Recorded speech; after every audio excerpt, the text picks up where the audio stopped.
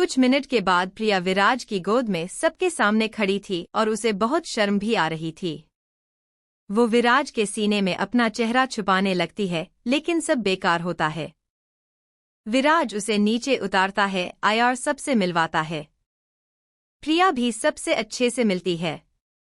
सिया को देख के उसकी आंखें चमक उठती है। वो जल्दी से उसके पास जाती है और उसे खुद के लिए कुछ कपड़े देने को बोली। सिया उसे अपने साथ ले जाती है और थोड़ी में प्रिया भी रेडी होके आ जाती है। सबको प्रिया बहुत पसंद आती है। अब तक विराज ने भी प्रिया के बारे में सबको सच सच बता दिया था। सब लोग बातें करने में बसी थे कि अक्षत सबकी नजरों से बचते सिया को अपने साथ ले जाता है। वो सिया को लेके रूम में आ जाता है और डोर क्लोज कर देता है और धीरे धीरे सिया की ओर बढ़ने लगता है। सिया पीछे जाने लगती है और दीवार से टकरा जाती है। अक्षत उसके सामने खड़ा हो जाता है और उसको ऊपर से नीचे देखते हुए उसकी नाभि पे अपनी उंगली रख देता है और ऊपर जाने लगता है। सिया की सांसें उसकी हरकतों से अटकती जा रही थी और कस के अपनी आंखें बंद कर लेती है। अक्षत अपने हाथ को धीरे धीरे मूव करने लगता है और सिया के ईयरलोब को अपने होठों में भर लेता है। सिया की सांसें ऊपर नीचे होने लगती है। अक्षत अपने नोज को उसके गालों से लेके गोदेन तक रब करने लगता है और बोलता है, बीवी आज मेरा बर्थडे है तो तुम मुझे गिफ्ट क्या देने वाली हो? वैसे गिफ्ट तो मेरी पसंद का ही होना चाहिए। क्या चाहिए तुम्हें? सिया वैसे ही आंख बंद किए बोली। अक्षत उसके ऊपर झुक के अपनी गर्म सांसें उसके कानों में छोड़ते हुए कुछ बोलता है। उसकी बात सुन के सिया का पूरा चेहरा लाल हो चुका था। अक्षत उसके पास से हट जाता है और बाहर जाते हुए बोलता है, मैं मेरे गिफ्ट का इंतजार करूंगा। वही प्रिया के रूम में प्रिया गुस्से से लाल पीली हो रही थी। तभी रूम का डोर ओपन हिता है और विराज अंदर आते ही बोलता है, ये रहा तुम्हारा नाश्ता, जल्दी से कर लो फिर हम सब बाहर घूमने जाने वाले हैं। ये नाश्ता तुम ही ठूस लो, प्रिया गुस्से से बोली। आया फिर उसके पास जाके उसका कॉलर पकड़ के बोली, तुम्हारी हिम्मत कैसी में हुई मुझे ऐसे नाइट ड्रेस में कसने की? सब लोग क्या सोच रहे होंगे मेरे बारे में? प्रिया की हरकत से विराज को बहुत गुस्सा आता है और वो उसके हाथ पकड़ के कमर से लगा देता है और उसे दीवार से सटा के किस करने लगता है। थोड़ी देर के बाद वो उसे छोड़ता है और बोलता है, बिल्कुल ऐसे। और अगर तुमने अपनी ये टर्न्स नहीं बदली तो कहीं ऐसा ना हो कि शादी से पहले ही तुम्हारे मॉम डैड नाना नानी बन जाए। तो अब एक अच्छी बच्ची को तरह नाश्ता करो और जल्दी से हाल में आओ। वही अक्षत का फोन रिंग करता है और सनी वाले इंसान की बात सुन के उसकी आंखें लाल हो जाती है। सब लोग थोड़ी देर में रेडी होके हाल में मिलते हैं और घूमने के लिए निकल जाते हैं, सिवाय दादी, सना जी और अमन जी के अलावा। वो अपने दोस्तों से मिलने के लिए निकल जाते हैं। सबसे पहले सब लोग पास ही में एक हिल होती है, वहां जाते हैं बाइक से, क्योंकि वहां कार नहीं जा सकती थी।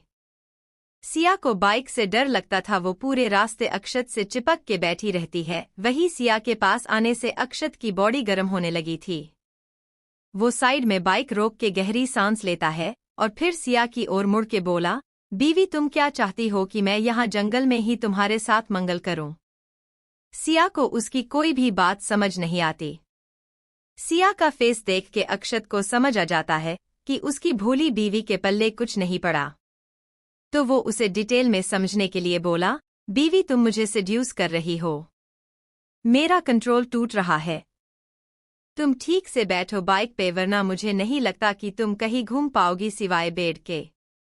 अक्षत की बेशर्मी भरी बातें सुन के सिया का मन कर रहा था कि वो उसको अभी पकड़ के पीटे। वो अपना सर झुका के धीरे से बोली, मुझे बाइक पे डर लगता है। सिया की बात सुन के अक्षत बेबसी में अपना सिर हिलाता है और फिर से बाइक स्टार्ट करके निकल जाता है।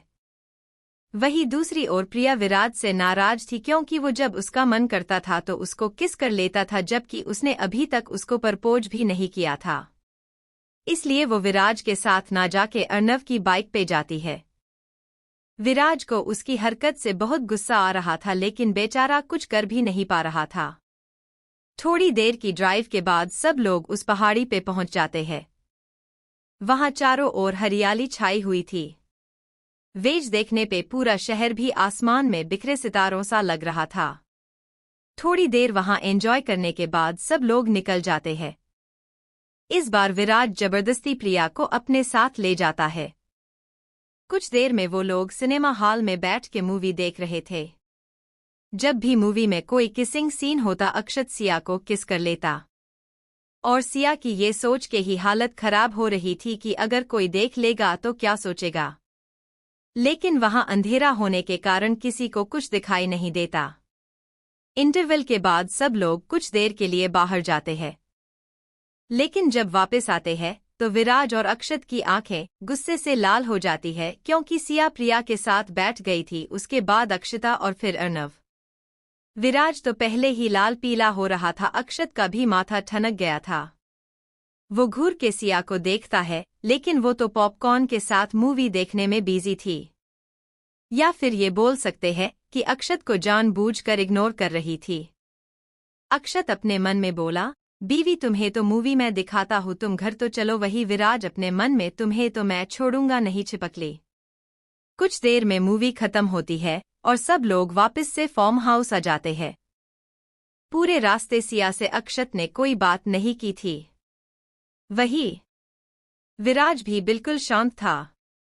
सिया और प्रिया दोनों को ही समझ नहीं आ रहा था कि ये हो कैसे गया, कहीं ये तूफान से पहले की शांति तो नहीं है। लेकिन से भी ज्यादा ध्यान नहीं देती वही विराज और अक्षत के मन में तो कुछ और ही चल रहा था। जब वो लोग वापस आए तब तक दादी और अक्षत के मॉम डैड भी वापस आ चुके थे। रात को सब लोग अक्षत का बर्थडे सेलिब्रेट करते हैं। सिया ने अक्षत के लिए अपने हाथों से केक बनाया था। सब लोग केक कट करते हैं और फिर डिनर करके थोड़ी देर गप्पे मारते हैं। अक्षत ने शाम से सिया से कुछ भी नहीं बोला था, जिससे अब सिया को थोड़ी टेंशन होने लगती थी।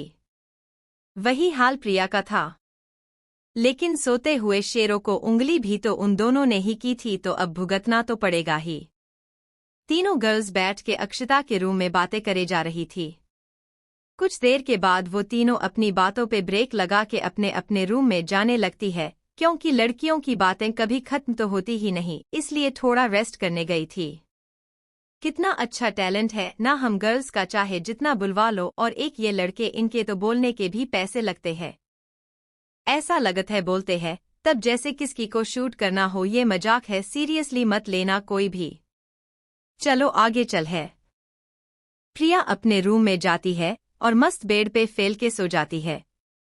वही सिया अपने रूम में जाती है तो उसकी आंखें सदमे से चौड़ी हो जाती है। लेकिन उससे पहले ही उसके अरमानों पे पानी फिर जाता है, क्योंकि उसके पीछे उसका प्यारा पति खड़ा था जो डोर बंद करके उसे बोल रहा था, भागने के बारे में सोचना भी मत। अक्षत ने पूरे रूम को डेकोरेट किया था। पूरे रूम में गुलाब की पंखुड़ियां बिखरी हुई थी और कैंडल्स लगी हुई थी। ये सब देख के सिया की हालत खराब हो रही थी। उसे समझ आ गया था कि आज उसकी इज्जत को लूटने से कोई नहीं बचा सकता। वो थोड़ा डरते डरते अंदर जाती है तो उसे बेड पे अपना शादी का जोड़ा दिखाई देता है।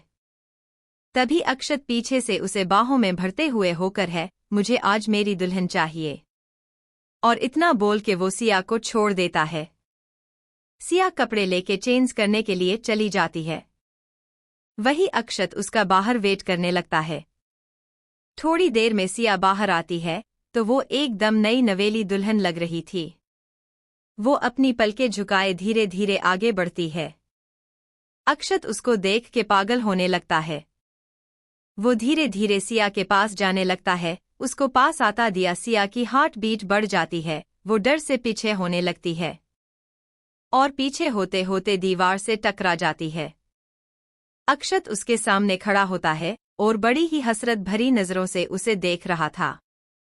वो सिया की कमर में हाथ डाल के उसे खुद से चिपक के थोड़ा ऊपर उठाता है और दूसरे हाथ से उसकी गर्दन में हाथ डाल के उसको किस करने लगता है। आज सिया भी अक्षत का साथ दे रही थी, जो देख के अक्षत और भी ज्यादा एक्साइटेड हो रहा था। थोड़ी देर के बाद वो उसके होठों को छोड़ के उसकी गर्दन से होते हुए उसकी कॉलर बोन पे आ जाता है। सिया खुद को कंट्रोल करने की कोशिश कर रही थी, लेकिन जब उससे और नहीं हुई तो वो अक्षत को थोड़ा धक्का दे के जाने लगती है कि अक्षत पीछे से ही उसका दुपट्टा पकड़ लेता है। आज सिया अक्षत को बिल्कुल भी रोक नहीं रही थी। वो अपना दुपट्टा छोड़ देती है और अगले ही पल उसका दुपट्टा फर्श पे गिरा हुआ था।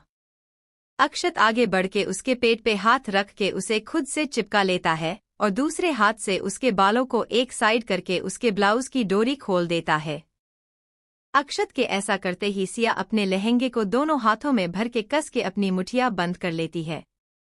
अक्षत सिया के कंधे पे किस करने लगता है और उसका एक हाथ सिया के लहंगे के अंदर से ही उसके प्राइवेट पार्ट पे चल रहा था।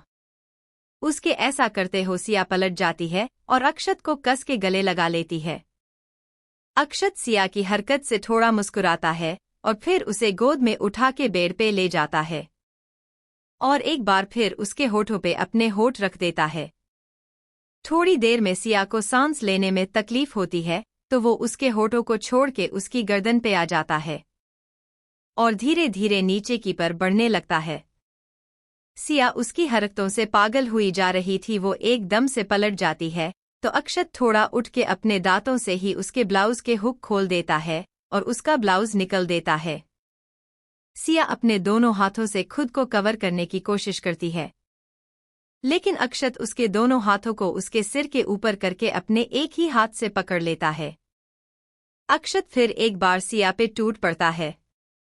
वो सिया की ब्रेस्ट को अपने मुंह में भर के उसे सक करने लगता है और दूसरे ब्रेस्ट को अपने हाथ से सहलाने लगता है। थोड़ी देर के बाद वो नीचे की ओर बढ़ता है और उसके पेट पे आ जाता है।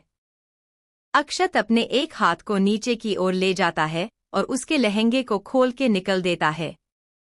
सिया की पूरी नेक्ड बॉडी अक्षत के सामने थी और वो उसे देख के पागल की तरह उस पे टूट पड़ता है। वो अपने हाथ से उसके प्राइवेट पार्ट को सहलाने लगता है।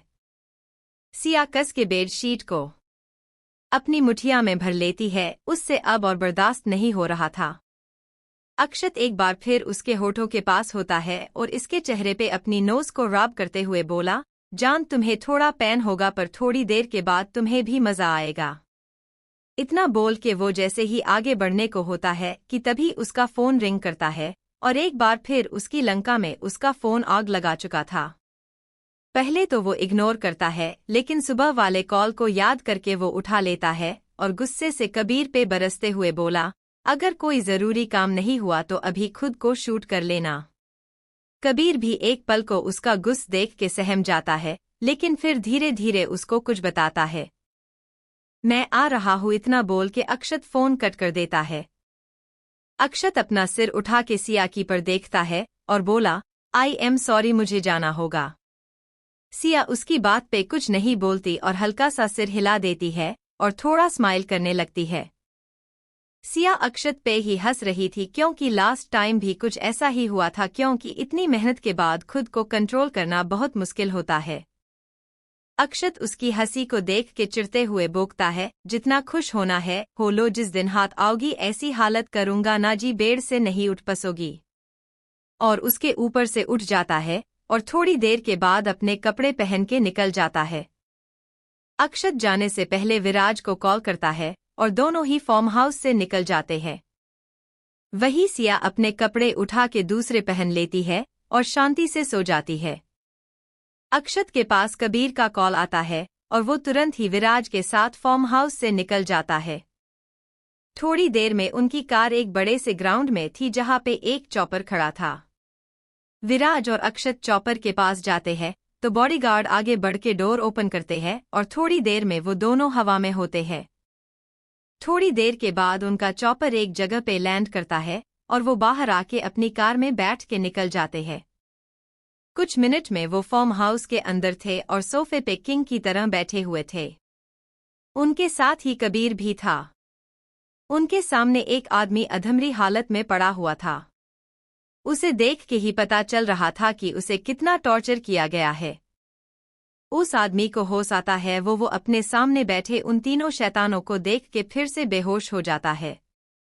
कबीर एक बॉडीगार्ड को इशारा करता है और अगले ही पल वो बॉडीगार्ड एक ठंडे पानी की बाल्टी उठा के उस आदमी पे डाल देता है और वो आदमी हड़बड़ाते हुए उठ जाता है। वो डर के मारे गिड़गिड़ाने लगा, मुझे माफ कर दीजिए मिस्टर सिंघानिया, मैं मजबूर था। उस आर्यन ने मुझे धमकी दी थी कि अगर मैंने ऐसा नहीं किया तो वो मेरी फैमिली को मार डालेगा।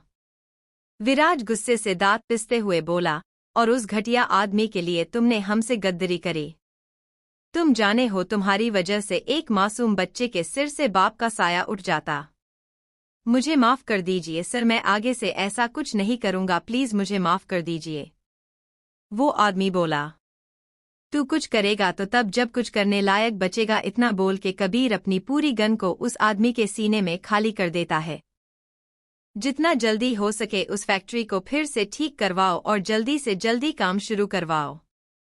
और जो आदमी घायल हुआ है उसका अच्छे से अच्छे हॉस्पिटल में इलाज करवाओ, अक्षत बोलता है।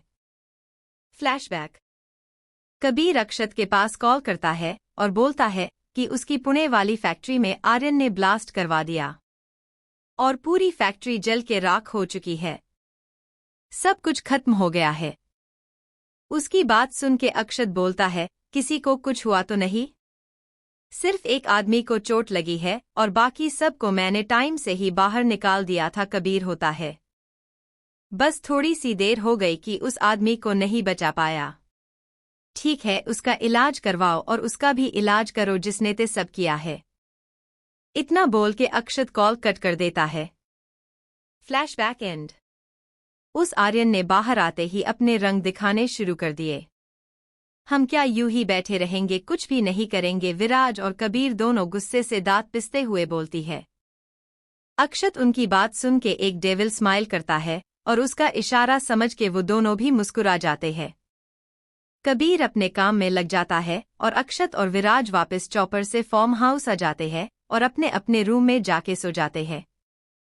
नेक्स्ट मॉर्निंग अक्षत की नींद जल्दी खुल जाती है, या ये बोल सकते हैं कि उसे तो सुबह होने वाले धमाके के बारे में सोच सोच के नींद ही नहीं आ रही थी। वो जल्दी से उठ के रेडी हो जाता है और बाकी सबको भी रेडी होने को बोल देता है, और साथ ही ये भी कि आज वो लोग वापस दिल्ली जा रहे हैं। ये बात सुन के सबके चेहरे लटक जाते हैं, क्योंकि ये जगह वाकई बहुत खूबसूरत थी कि किसी का भी वहां से जाने का दिल ना करे। लेकिन अक्षत ने भी जरूरी काम का बहाना बना दिया था, तो कोई एमबीए भी नहीं कर सकता था।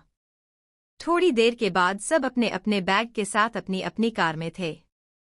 कुछ घंटों की ड्राइव के बाद सब सिंघानिया पैलेस में होते हैं। वो लोग जब दिल्ली आते हैं तो पूरे दिल्ली शहर में अफरा तफरी मची हुई थी, क्योंकि पूरे शहर में एक ही खबर फैली हुई थी कि सिखावत इंडस्ट्री की बिल्डिंग जमींदोज हो चुकी है। सिखावत इंडस्ट्री आर्यन की थी। आज उसका ऑफिस रख हो चुका था और वजह बताई जा रही थी न्यूज में कि शॉर्ट सर्किट के कारण ऐसा हुआ है। आर्यन गुस्से से बौखलाया हुआ था, क्योंकि उसका सब कुछ खत्म हो चुका था। बिल्डिंग तो फिर भी बन जाती, लेकिन ये उसका मैं ऑफिस था जिस वजह से उसको बहुत नुकसान हुआ था। इतना कि वो बैंकक्रप्ट हो चुका था। बैंक वाले किसी भी वक्त उसके घर आके उस पे धावा बोल देते। आर्यन गुस्से में अपने घर का सारा सामान तोड़ने पे लगा हुआ था कि तभी उसका फोन रिंग करता है और वो कॉलर आईडी देख के फोन उठाता है। क्या हुआ? गुस्से में लग रहा है? तोहफा पसंद नहीं आया क्या? सामने वाला इंसान बोलता है। अक्षत सिंघानिया, मैं तुझे नहीं छोड़ूंगा, तुम्हारी वजह से मेरा सब खत्म हो गया। एक दिन मैं भी तुझसे तेरा सब कुछ छीन लूंगा, फिर तू रोएगा और मैं हंसूंगा, आर्यन बोलता है।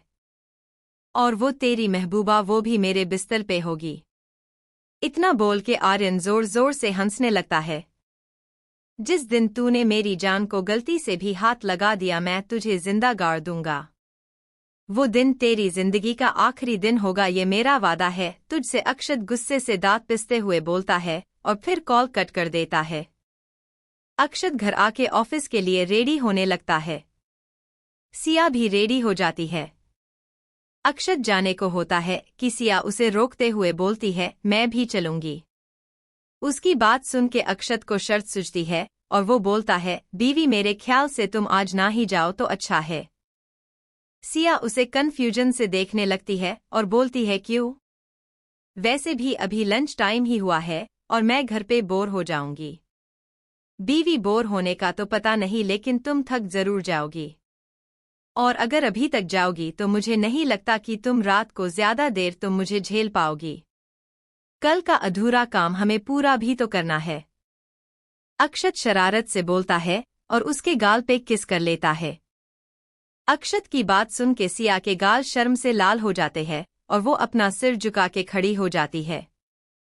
उसके होठ पे एक सॉफ्ट किस कर देता है और जाते हुए बोलता है, मैं जल्दी आ जाऊंगा बीवी, फिर हम दोनों कंटिन्यू करेंगे, तब तक तुम रेस्ट करो। अक्षत ऑफिस चला जाता है और सिया बेड पे लेट के कल रात हुई बातों को याद करने लग जाती है। आज का दिन किसी के लिए गम लाया था तो किसी को जिंदगी में खुशी। दिन गुजरता है और रात आती है। प्रिया अपने घर में बैठी थी कि उसे एक कॉल आता है। सामने वाला इंसान बोलता है, देखिए मिस प्रिया, ये फोन जिनका भी है उनका एक्सीडेंट हो गया है और वो अभी यहाँ कैफे के सामने पड़े हैं। एक्सीडेंट का केस है तो कोई उनको हाथ भी नहीं लगा रहा है। मैंने इनका फोन देखा तो लास्ट नो आपका ही था, इसलिए आपको कॉल कर दिया। अब आप जल्दी से आकर इनको संभालिए। प्रिया के हाथ से फोन छूट जाता है क्योंकि वो कॉल विराज के फोन से आया था। प्रिया जल्दी से घर से बाहर भागती है और थोड़ी देर में उस जगह पे पहुंच जाती है जहां का एड्रेस उस आदमी ने दिया था। प्रिया वहां जाके जोर जोर से रोते हुए विराज का नाम लेने लगती है। जब काफी देर तक उसे कोई रिस्पॉन्स नहीं मिलता तो वो वहीं बैठ के रोने लगती है। तभी कोई उसके कंधे पे टैप करता है और वो अपनी नजरें उठा के देखती है तो वहां पे विराज खड़ा था। प्रिया जल्दी से उठ के उसके गले लग जाती है और गुस्से से बोलती है, कहाँ थे तुम? कब से आवाज दे रही हूं मैं तुम्हें। तुम्हें पता भी है इतनी सी देर में मेरी क्या हालत हो गई थी। वो फोन कॉल उसने बोला कि तुम्हारा एक्सीडेंट हो गया है। शांत मेरी छिपकली, देखो मैं बिल्कुल ठीक हूँ। तुम्हारे सामने कुछ नहीं हुआ मुझे। वो कॉल मैंने ही करवाया था तुम्हें यह बुलाने के लिए। मुझे क्या पता था कि तुम अपनी ऐसी हालत बना लोगी। I am sorry. विराज बोलता है, तुम्हें पता भी है इतनी देर में मेरे दिल पे क्या बीती है। और तंज इतनी रात को मजाक सूझ रहा है। प्रिया गुस्से से फूटते हुए बोलती है। विराज प्रिया को चुप करवाने की कोशिश करता है लेकिन वो तो चुप हो ही नहीं रही थी। जब उससे और नहीं होता तो वो उसकी गर्दन पकड़ के उसके होठों को हो बंद कर देता है। थोड़ी देर बाद पुत्र शांत होती है तो विराज उसे छोड़ता है क्योंकि वो दोनों रोड पे खड़े थे और सारे आने जाने वाले लोग उन्हें ही देख रहे थे। विराज प्रिया को ले जाकर अपनी कार में बैठता है और खुद आके ड्राइविंग सीट पे बैठ जाता है। थोड़ी देर में उनकी कार आके प्रिया के घर के बाहर रुकती है। विराज प्रिया को घर के अंदर ले जाने लगता है। प्रिया डोर ओपन करती है तो उसकी आंखें बड़ी बड़ी हो जाती है।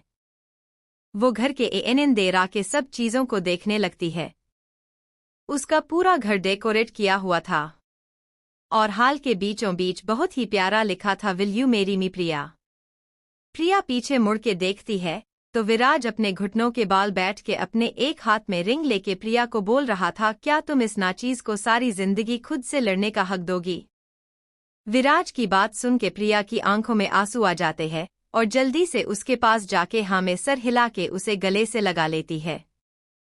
विराज भी उसे अपनी बाहों में समेट लेता है। थोड़ी देर में वो दोनों एक दूसरे से अलग होते हैं तो विराज प्रिया को हसरत भरी नजरों से देख रहा था तो प्रिया आगे बढ़ के उसके होठों पे अपने होठ रखी देती है। दोनों ही एक दूसरे को प्यार पैशन के साथ किस कर रहे थे। विराज के हाथ प्रिया के टॉप के अंदर जाते हैं और वो प्रिया की कमर को सहलाने लगता है। विराज के चुने से प्रिया की पूरी बॉडी में गूज़बम्प आ रहे थे। विराज किस करते करते ही प्रिया का टॉप निकलने को होता है कि प्रिया उससे दूर हो जाती है और बोलती है, कंट्रोल कीजिए मिस्टर सिंघानिया, अभी अस किस से ही काम चलाइए, उससे आगे आपको शादी के बाद ही मिलेगा। इतना बोल के वो हंसने लगती है तो विराज का मुंह बन जाता है और वो वैसे ही बोलता है, किसी को इतना सताना अच्छा नहीं होता, पर कोई नहीं, कर लो अभी जितने मजे करने हैं तुम्हें तो मैं शादी के बाद बताता हूँ।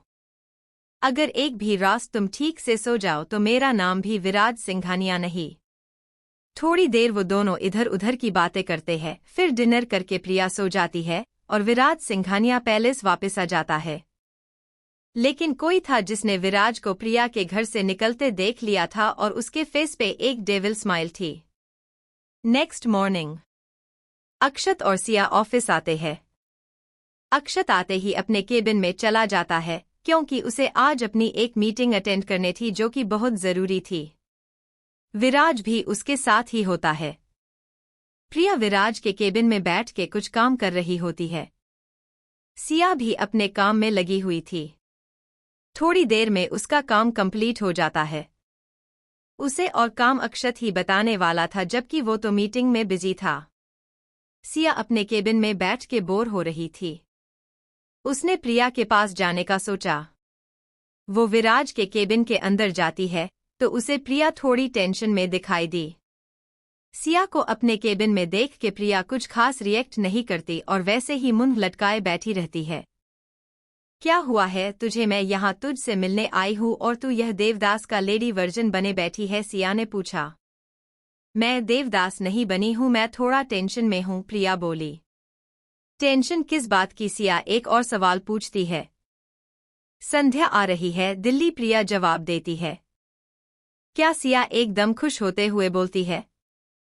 लेकिन इसमें इतना परेशान होने वाली क्या बात है पागल? तुझे तो खुश होना चाहिए और इनफैक्ट तू तो खुद चाहती थी ना कि वो हॉस्टल से वापस आ जाए, फिर अब क्यों ऐसे मुंह लटकाए बैठी है? मैं भी खुश ही कि मेरी बहना आ रही है, लेकिन सिया यार तुझे तो पता है ना वो कितना डरती है। हर छोटी बड़ी बात पे वो डर जाती है। और इस बार तो उसने खुद से अकेले बंगलौर से दिल्ली आने की बात की है, तो बस मुझे थोड़ी टेंशन हो रही है कि वो ठीक से आ जाए, प्रिया जवाब देती है। तू ना ये फ्री की टेंशन ना ले, तुझे तो पता ही है वो कितनी समझदार है। वो अच्छे से आ जाएगी। पर तू मुझे ये बता कि वो कब तक आने वाली है? अगर फ्लाइट लैंड ना हुई हो तो हम उसे एयरपोर्ट लेने चलते, सिया चमकती आंखों से बोलती है। ये तो मैंने सोचा ही नहीं।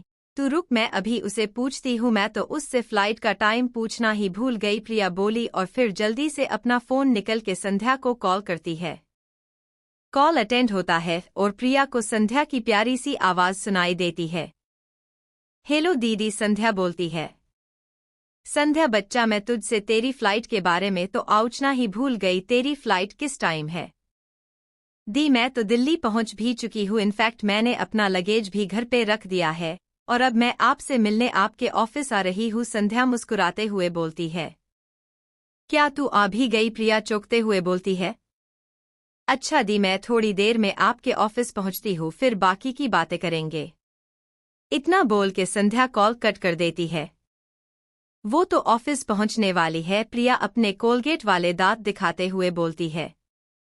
सिया हल्के गुस्से से बोलती है, यह छोटी बहन यहाँ तक आ गई और कदम को खबर ही नहीं है। सॉरी यार, तुझे तो पता ही है ना कि मुझे इन सब की आदत नहीं है, प्रिया बोली। वहीं दूसरी ओर संध्या एक कैब बुक करती है और प्रिया के ऑफिस के लिए निकल जाती है। थोड़ी देर में वो ऑफिस की बिल्डिंग के बाहर होती है। वो कैब वाले को पेमेंट करके अंदर जाती है। संध्या को थोड़ी घबराहट हो रही थी, इसलिए वो थोड़ी देर पार्किंग में ही खड़े होके गहरी गहरी सांसें लेने लगती है। संध्या अपनी आंखें बंद किए खड़ी थी कि अचानक उसे एक कार हिट कर देती है और वो गिर जाती है। कार की स्पीड कम थी, ऐसा लग रहा था कि जैसे गलती से मार दिया हो, क्योंकि संध्या पिलर के साथ ही शायद इसी वजह से वो कार वाले को दिखाई नहीं थी।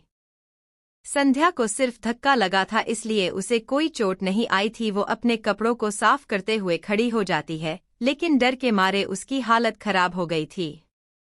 वो पूरी पसीने से भीग चुकी थी। तब तक उस कार का मालिक भी बाहर आ चुका था, जो को और कोई नहीं कबीर ही होता है। कबीर संध्या को उठाने के लिए आता है कि वो देखता है कि वो तो पहले ही उठ चुकी है। संध्या के काले घने लंबे बाल उसके चेहरे पे आ रहे थे, इस वजह से कबीर उसका चेहरा नहीं देख पाता है। कबीर आगे बढ़ के कुछ बोलने को होता है कि संध्या की डर के मारे हालत खराब हो जाती है। उसे लगता है कि कबीर उसे डांटने वाला है। उसकी प्यारी प्यारी आंखों में मोटे मोटे आंसू आ जाते हैं और वो कबीर की तरफ मुड़ के जोर जोर से रोते हुए बोलती है, देखिए हमें माफ कर दीजिए, हमने कुछ भी जान बूझकर नहीं किया। वो तो हम यह अपनी दी से मिलने आए हैं। हमने आपकी कार को नहीं देखा। प्लीज हमें पुलिस में मत दीजिएगा। वो लोग बहुत जोर से मारते हैं। आप बोलेंगे तो हम उठक बैठक भी कर देंगे, पर प्लीज आप हमारी कंप्लेन मत कीजिएगा। संध्या अपने कान पकड़ के सॉरी बोलने लगती है। कबीर को तो कुछ समझ ही नहीं आ रहा था कि ये लड़की है क्या। वो आंखें फाड़े उसकी सारी हरकतें देख रहा था और उसकी प्यारी प्यारी बातें सुन रहा था। लेकिन संध्या की खूबसूरत आंखें में उसे आंसू बिल्कुल भी पसंद नहीं आते। वो आगे बढ़ के उसको चुप करवाने को होता है कि संध्या डर के मारे पिलर से चिपक जाती है और अपने दोनों गालों पे हाथ रख के बोलती है, प्लीज मरिएगा मत, बहुत जोर से लगेगी। कबीर को संध्या को देख के बड़ी हंसी आ रही थी। वो चुपचाप उसके सामने खड़ा होके अपने सामने खड़ी उस क्यूटी पाई को निहारे जा रहा था। वही संध्या तो अपनी ही धुन इन बोले चली जा रही थी। वो चुप होने का नाम ही नहीं ले रही थी। कबीर को अचानक पता नहीं क्या सूझता है कि वो आगे बढ़ के संध्या की कमर में हाथ डाल के उसको अपने पास खींच लेता है और अपने होठों से उसकी बोलती बंद कर देता है।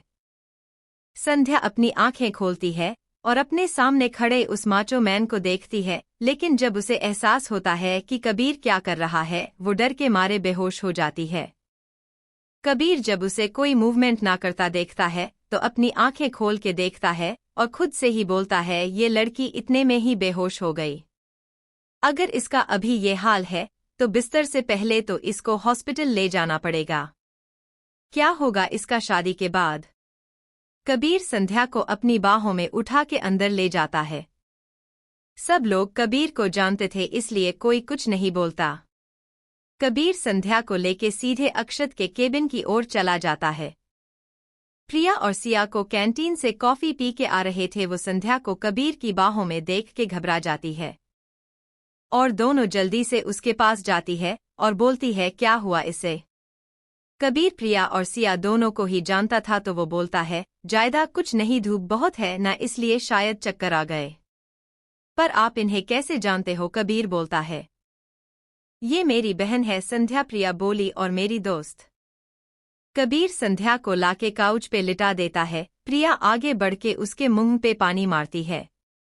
थोड़ी देर में संध्या को होश आता है और वो खुद को एक अनजान जगह में देख के फिर से डर जाती है और जल्दी से उठ के बैठ जाती है। पर तभी उसे अपनी दी दिखाई देती है और उसकी जान में जान आती है। वो जल्दी से आगे बढ़ के प्रिया के गले लग जाती है। तभी पीछे से सिया बोलती है, अरे मुझे भूल गए। वो भी उन दोनों के साथ मिल जाती है। संध्या शांत होती है और अपनी बहनों को देख के उसकी आंखों में चमक आ जाती है। वो तीनों खुशी खुशी एक दूसरे से बात करने लगते हैं। वो बातें कर ही रहे थे कि पीछे खड़े कबीर को देख के संध्या के माथे से पसीना आने लगता है। वही कबीर उसे देख के मुस्कुराए जा रहा था। संध्या की बोलती बंद देख के प्रिया उसकी नजरों का पीछा करती है तो उसे कबीर दिखाई देता है। तो वो संध्या को समझते हुए बोलती है, बच्चा तू डर मत, ये वो ही है जो तुझे यह लाए जब तू बेहोश हो गई थी। बेहोश भी तो इनकी ही वजह से हुई थी, दी संध्या अपने मन में बोलती है। वही कबीर उसको खुद की ओर देखता पाकर एक आंख मार देता है। संध्या की आंखें सदमे से बड़ी हो जाती है और वो हकलाते हुए इतना ही बोलती है, दी घर चले। हाँ चलेंगे, पर अभी मुझे थोड़ा काम है, प्रिया बोली। अच्छा तू मुझे ये तो बता कि तेरी जॉब कहाँ लगी है, प्रिया संध्या से उकती है। वो दी मल्होत्रा इंडस्ट्री में, मैं बॉस की पीए हूँ और मुझे कल से ही ज्वाइन करना है, संध्या डरते हुए बोलती है। क्योंकि कबीर अभी भी वही था। वो लगातार फर्श को देखे जा रही थी। संध्या की बात सुन के कबीर के चेहरे की मुस्कुराहट और भी बड़ी हो जाती है और वो धीरे से बोलता है, इंटरेस्टिंग। तब तक अक्षत और विराज भी वापस आ चुके थे। संध्या, प्रिया और सिया विराज के केबिन में चले जाते हैं और कबीर अक्षत और विराज अक्षत के केबिन में बैठ के बातें करने लगते हैं। वही कबीर के चेहरे से मुस्कुराहट जाने का नाम नहीं ले रही थी। तो विराज उसे छेड़ते हुए बोलता है, क्या बात है, आज तुझ जैसे राक्षस के चेहरे पे स्माइल कैसी है? क्या भी कोई नया मिल गया है ऑपरेशन करने लिए? कबीर उसकी बात सुन के इतराते हुए बोलता है, मैं कोई राक्षस नहीं हूँ। मैं एक हैंडसम चॉकलेट बॉय हूँ जिसको देख के तुझे जलन हो रही है। अगर हो भी रही है तो मुझे क्या। उसकी बात सुन के अक्षत और विराज दोनों ही उसे घूरने लगते हैं, जैसे बोल रहे हो चॉकलेट बॉय वो भी तू। उनके ऐसे रिएक्शन देख के कबीर बोलता है, तुम दोनों मुझे ऐसे ना देखो। फिर थोड़ा शर्माते हुए बोलता है, वो क्या है ना कि मुझे एक लड़की पसंद आ गई है। अक्षत और विराज दोनों को ही उसकी बात सुन के खांसी आ जाती है और दोनों ही एक साथ होते हैं। कौन है वो बदकिस्मत जिसके कर्म तुझ पे फूटे हैं। क्या मतलब कर्म फूट गए? मैं उससे बहुत प्यार करूंगा। और वो कौन है वो मैं बाद में बताऊंगा, और अब मैं जा रहा हूं क्योंकि मुझे मेरी जान से मिलना भी तो है। कबीर इतना बोल के वहां से निकल जाता है। वही अक्षत और विराज अपना सिर पकड़ के बैठ जाते हैं। दिन ढल जाता है और शाम हो जाती है। ऑफिस आवर्स खत्म होने पर सब लोग अपने अपने घर की ओर निकल पड़ते हैं। आज संध्या और प्रिया भी सिया के साथ सिंघानिया पैलेस के लिए निकल जाते हैं, क्योंकि दादी ने ऑर्डर्स दिए थे विराज को कि उन्हें अपनी छोटी बहू के साथ भी कुछ वक्त रहना है। सिया, प्रिया और संध्या एक ही कार से निकल जाते हैं। सिया और प्रिया दोनों ही अक्षत और विराज को पूरी तरह से इग्नोर कर देती है, जिससे उन दोनों का ही चेहरा गुस्से से लाल हो रखा था। उनके जाने के बाद वो दोनों भी घर के लिए निकल जाते हैं। अक्षत कार में ही सिया को कॉल करता है, लेकिन सिया का फोन साइलेंट था और बैग में रखा हुआ था, इस वजह से उसको पता नहीं चलता। एक लंबी रिंग के बाद कॉल कट हो जाता है। अब तो अक्षत के गुस्से की हदें पार हो चुकी थी। वो गुस्से से अपने जबड़े भींचते हुए बोला, इस लड़की की इतनी हिम्मत कब से देख रहा हूँ, इसे मुझे इग्नोर कर जा रही है। दोस्त क्या मिल गई, पति को भूल गई। इसकी सजा तो तुम्हें मिलेगी, बीवी बराबर मिलेगी। और एक डेविल स्माइल करता है। थोड़ी देर में सब लोग घर पहुंच जाते हैं। दादी और बाकी सब प्रिया से तो मिल ही चुके थे। सिया सबको संध्या से मिलवाती है।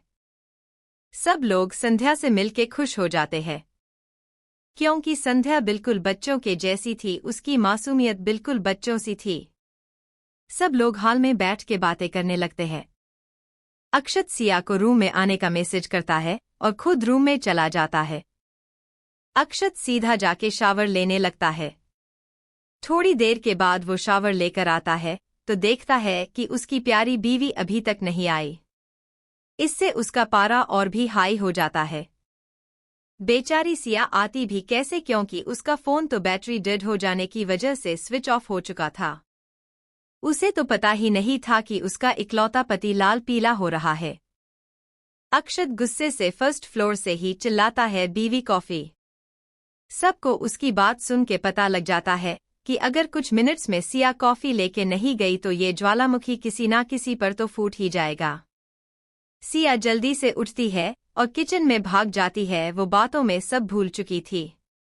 थोड़ी देर में वो कॉफी रेडी करके रूम में जाती है तो उसे अपना हैंडसम हब्बी एक टॉवल में दिखता है। सिया उसे देख के ही समझ जाती है कि आज तो उसकी शामत आई है। वो डरते डरते अंदर जाती है और कॉफी रख के भागने की सोचती है।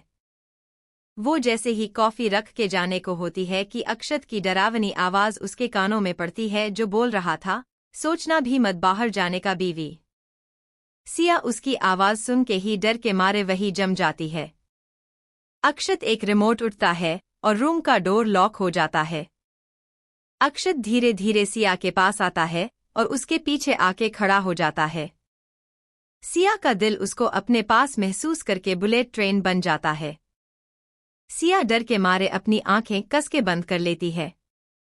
अक्षत धीरे धीरे उसके ऊपर झुकता है और अपने दूसरे हाथ से उसके बालों को साइड कर देता है और अपने ठंडे कठोर होठ उसके कंधे पर रख देता है।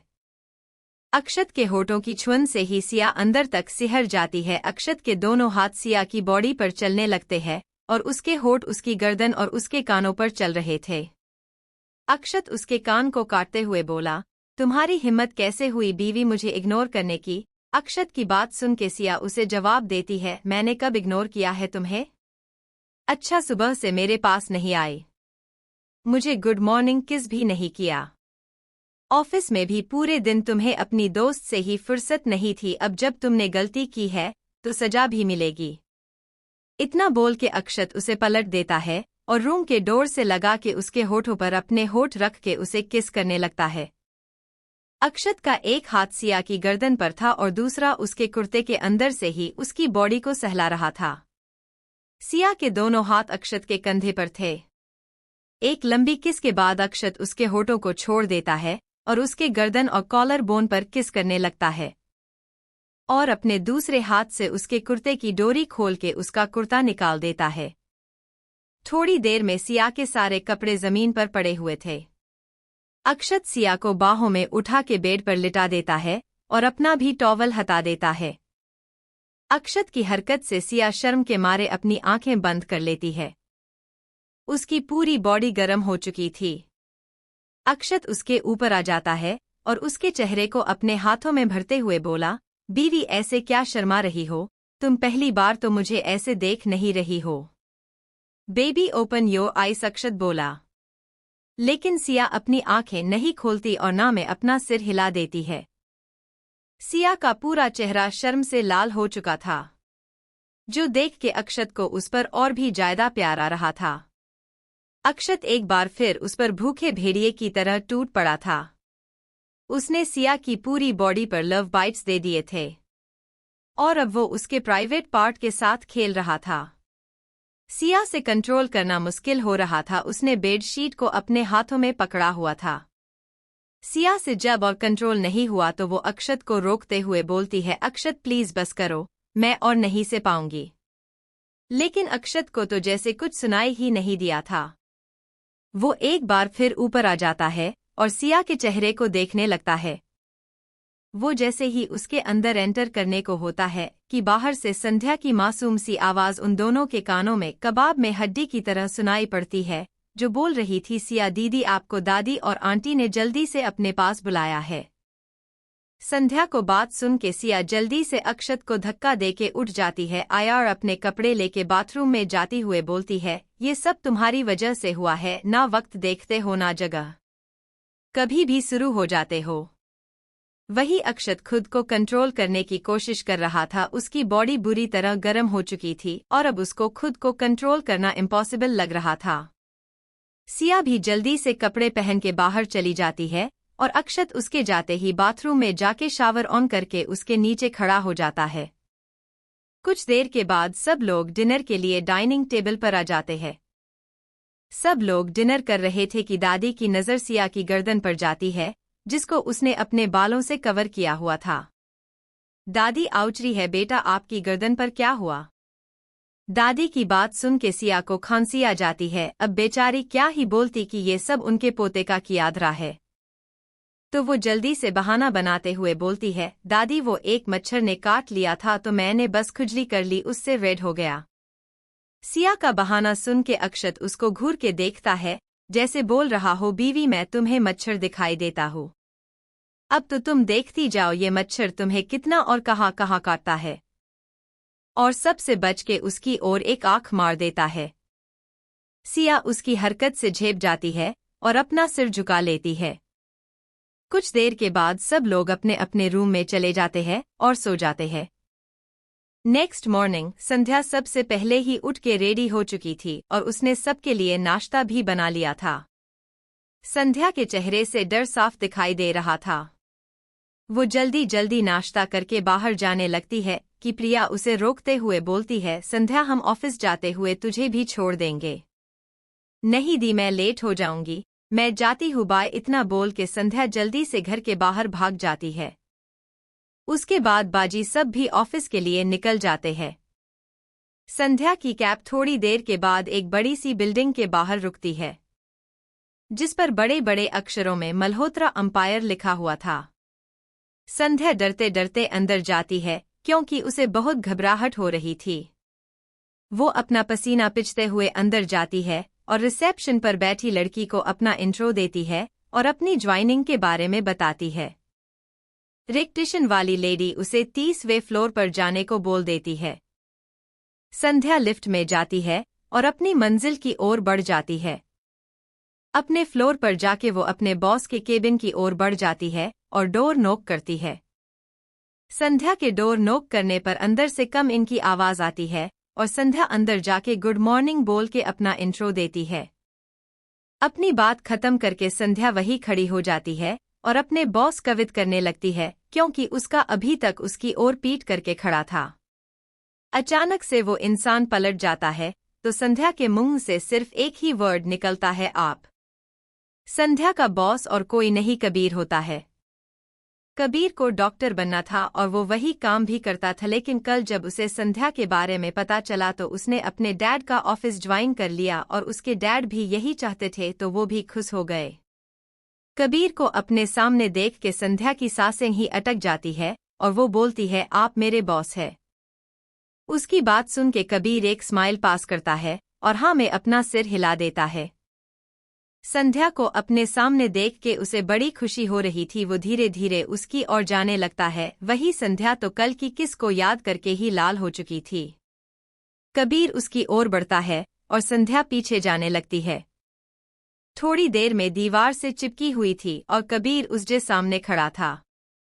संध्या में डर के अपनी आंखें बंद की हुई थी। कबीर उसको ऐसे देख के मुस्कुराए जा रहा था। वो थोड़ा नीचे झुकता है और उसके गालों पर किस कर देता है। कबीर के किस करने से संध्या अपनी आंखें खोलती है, लेकिन उसके मुंह से कोई वर्ड नहीं निकलता। कबीर उसके गाल पर हाथ रख के बोला, जान, मुझे टाइम वेस्ट करना बिल्कुल पसंद नहीं है, इसलिए मैं डायरेक्ट पॉइंट पर आता हूँ। तो बात ऐसी है कि मुझे कल तुमसे प्यार हो गया। हाँ, तुम मुझसे प्यार नहीं करती, लेकिन धीरे धीरे हो जाएगा। अगर ना भी हुआ तो रहना तो तुम्हें मेरे पास ही पड़ेगा। और एक बात, जो मेरा होता है उसको कोई और देखे भी तो मैं उसकी जान ले लेता हूँ। फिर तुम तो मेरी रूह में उतर गई हो, तो बेबी अच्छे बच्चों की तरह इस बात का ध्यान रखना कि कोई भी तुम्हारे पास ना जाए। मैं अपने डैड से बात कर चुका हूँ हमारी शादी की, और उन्हें सिर्फ बहू से मतलब है। वो हाँ कर चुके हैं। तुम जितना जल्दी हो उतना जल्दी मुझे पसंद करना शुरू कर दो। और हाँ, मुझे पूरी सर्किट टीम चाहिए, तो तुम अच्छे से खाया पिया करो, अपनी हेल्थ अच्छी रखो। और कुछ पूछना है तो तुम पूछ सकती हो। चलो अब थोड़ा काम कर लेते हैं, रोमांस हम बाद में करेंगे। संध्या तो बुद्ध बनी अब भी वही खड़ी थी। उसे तो समझ ही नहीं आया कि अभी अभी यह हुआ क्या था। क्या है ये आदमी? एक दिन मिले हुए नहीं हुआ और इसने बच्चों की भी प्लानिंग कर की। जान, तुम्हें और रोमांस करना है तो तुम बता सकती हो, मुझे कोई प्रॉब्लम नहीं है, कबीर अपनी चेयर पर बैठे होते ही कहता है। संध्या की डर से हालत खराब हो रही थी। वो जल्दी जल्दी ना में सिर हिला देती है और जल्दी से एक फाइल उठा के काम करने लगती है। Guys, like the story and subscribe my channel AS Story Audio. Thank you for listening the story.